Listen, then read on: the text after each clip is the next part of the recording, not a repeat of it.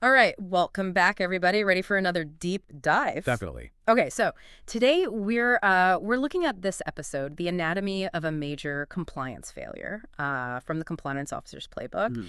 And on the surface, compliance it might not sound super thrilling, right? Rules, regulations. Right.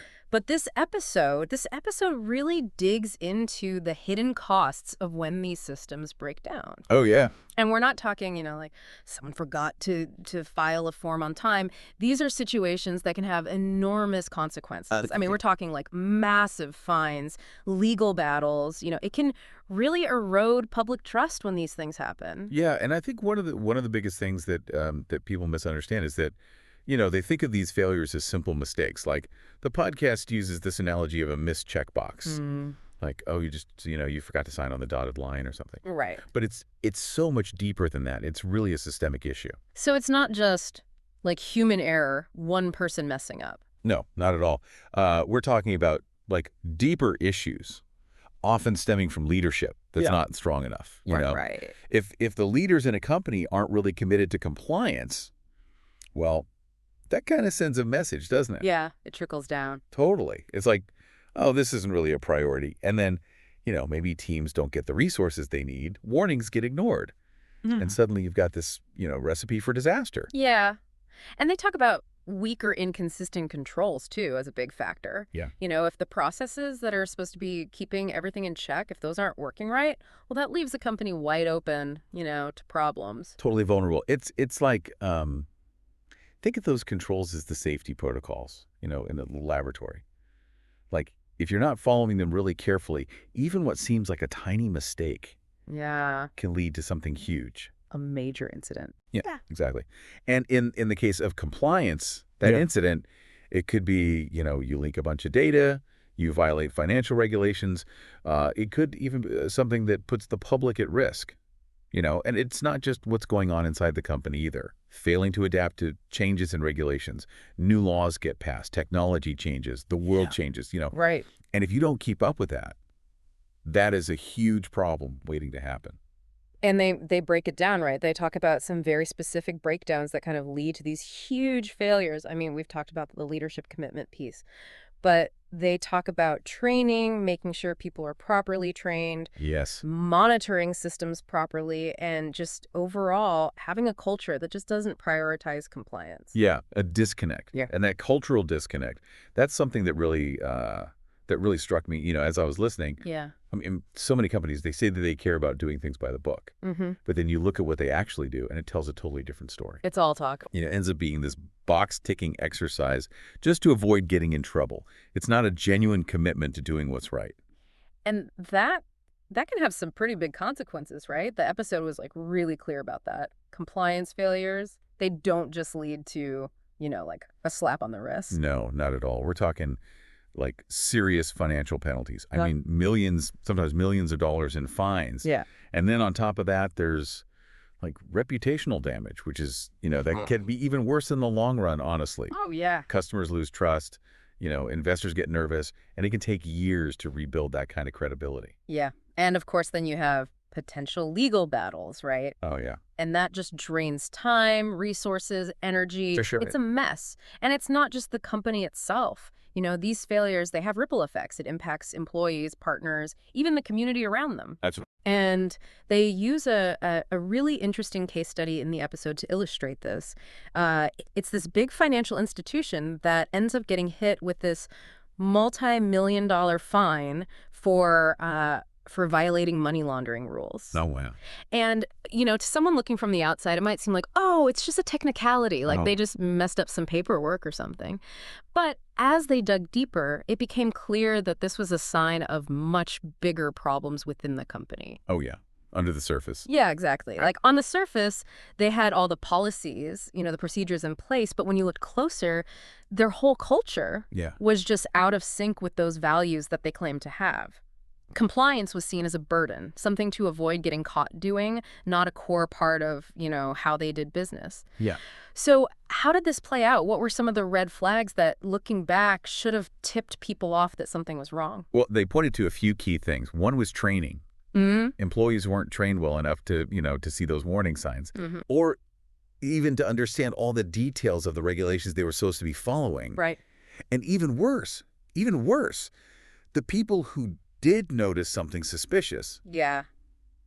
they were often afraid to say anything. Wow. They worried about, getting in trouble. Yeah, retaliation. Yeah, exactly. And so that reluctance to speak up, that really contributed to this huge failure. Yeah, because then these potential problems just get swept under the rug, right? Oh, yeah. Instead of being dealt with. Exactly. And then on top of that, their monitoring systems, the ways they checked to make sure everything was running right, that was really inadequate. Oh, wow. Like they weren't checking their own work well enough, which just left them vulnerable, So they had the safeguards, but they weren't even checking if they were working. Yeah, it's like having a fancy security system, but you never, test the alarm. And then to make matters worse, the compliance team, the people who were supposed to be on top of all this, Yeah. they were completely overwhelmed. Oh. Too much to do, not enough people, and very little support from the higher-ups. It's a recipe for disaster. It is. That's how a missed checkbox, that's how it turns into a multi-million-dollar nightmare. Wow. So we've seen how things can go wrong, right? Yeah. And it's pretty scary. But what about the rest of us? Like, how do we spot those red flags before they turn into huge problems? Are there, warning signs we should be watching for in our own organizations? Oh, yeah. There are some definite indicators, and luckily the podcast gives some really good advice on that. Yeah. There are some definite indicators, and luckily the podcast gives some really good advice on that. Okay, so let's get into it. What are some of those red flags, those warning signs that maybe, things aren't quite right and a company could be headed for trouble? Well, one of the first ones they talk about is what they call the tech trap. Okay. We live in this world where everything's getting automated. Right. And it's easy to think that technology can solve all our problems, including compliance. Right. Just buy the latest software and everything's taken care of. Exactly. But that is a dangerous way of thinking. Okay. Technology is a tool, a powerful tool, but it's not a magic bullet. You can't just set it and forget it. You need people involved. You need critical thinking, the ability to adapt to situations that a computer program might miss. Right. So it's not enough to just have the software, the technology. You need humans in the loop. Absolutely. Okay. For example, you take something like data encryption. Okay. That's super important, right? Protecting sensitive information. Right. And having encryption software, that's great. That's a good first step, but it's not the whole story. no. You also need to think about, well, how are you managing those encryption keys? Who has access to what? Are you doing regular security audits to make sure the system's working right? Okay. Yeah, that makes sense. So technology, it should be seen as something that helps the human experts, not replaces them. Right. It's like a partnership. Exactly. Another red flag to watch out for, this one's a big one, silenced whistleblowers. If people in an organization are afraid to speak up when they see something wrong, that's a huge problem. Yeah. It creates this culture of fear, right? And silence where these problems just fester and grow instead of being dealt with. And the podcast actually had a really disturbing example of this, right? Yeah. In the case of that financial institution, there were people who had noticed some suspicious activity, but they didn't report it. They were afraid of, what would happen to them. Yeah, exactly. And that unwillingness to speak up, it contributed to this huge failure. Right. That's why it's so important to have a culture where people can be open, where they feel safe reporting problems without fear of getting punished or ignored. So how do you do that? How do you create that kind of culture? Well, having a really strong whistleblowing system, that's a good start, where people can report anonymously and there are clear rules against retaliation. Okay, so you're making it safe for people to come forward. Exactly. And that can be incredibly effective, both in preventing problems and in catching them early. So it's about empowering people, right? Making them part of the solution. Yes. Instead of silencing them, you're giving them a voice. Another thing to watch out for is resistance to change. Okay. If the leadership or even the staff are just digging in their heels, refusing to adapt to new regulations. Right. Or update old ways of doing things, that's a bad sign. Yeah, you see that a lot, right? Companies just stuck in their ways, even when the world around them has changed completely. Totally. But the thing is, the rules, the regulations, they're always changing. And companies need to be flexible, adaptable to stay on top of things. Like take GDPR, for instance. Right. The data privacy regulations? Yeah. when that came out, a lot of companies, they were scrambling. Right. And they just made these superficial changes instead of really integrating data privacy into their operations. Yeah, just checking the box. Exactly. And that kind of approach, it doesn't work. And it can actually end up costing you more in the long run. So it's not just about following the rules, it's about understanding why those rules are there. Exactly. It's about the spirit of the law, Yeah. not just the letter of the law. And then finally, there's a problem of rules on paper only. Okay. You can have all the policies, the procedures, all written down perfectly. Right. But if people aren't actually following them, Yeah, what's the point? it's useless. It's like having this beautiful, detailed map, but then you just wander off into the wilderness without ever looking at it. Right, right. So how do you make sure that doesn't happen? Well, compliance, it needs to be part of the company's DNA, Yeah. part of how they do business every single day. Mm. And it needs to be reflected in everyone's actions, not just, written down somewhere. And leadership plays a big role in that. Huge. They set the tone. Yeah. They need to talk about compliance, but also, really live it. Show that they take it seriously. Lead by example. Exactly. Yeah. So to recap, we've got the tech trap, relying too much on technology without human oversight, silenced whistleblowers, resistance to change, and then rules that exist only on paper. Right. So those are some pretty clear signs that maybe a company's on the wrong track. Yeah, potentially headed for trouble. So we've talked about what can go wrong, right? And it's Mhm. kind of alarming. But what about, turning things around? Can we learn from these failures? Can we actually use these mistakes to, get better, to improve? Well, absolutely. That's one of the most important messages from this podcast. Even the worst compliance failures, they can teach us valuable lessons. Okay, so let's get into that. What can organizations do to avoid falling into these same traps? They seem to emphasize leadership buy-in, right? That's really crucial. Yeah, they really stress that.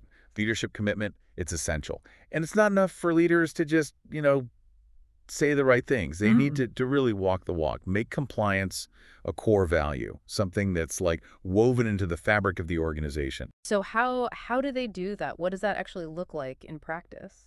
Well, there are a number of things. First of all, they need to be involved in the training, not just delegate it to someone else. Oh, interesting. So they're actually taking the training alongside their employees. Yeah. It sends a message that everyone's held the same standard. They should also be talking about compliance regularly, both inside the company and outside. Right. Highlight successes, talk about challenges, just emphasize how important it is to do things ethically. And maybe the most important thing is that they need to hold themselves and others accountable when there are violations. It's not about blaming people. It's about creating a culture of responsibility where mistakes are seen as opportunities to learn and grow. Yeah, that makes sense. If employees see that the leadership takes it seriously, they're more likely to take it seriously, too.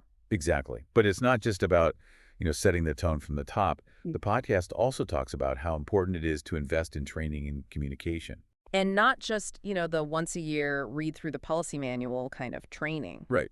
It needs to be engaging, interactive, and it needs to be tailored to the different roles people have in the organization. Okay, yeah, that makes sense. And it shouldn't just be a one-time thing. You need refreshers, updates on new regulations, ongoing dialogue.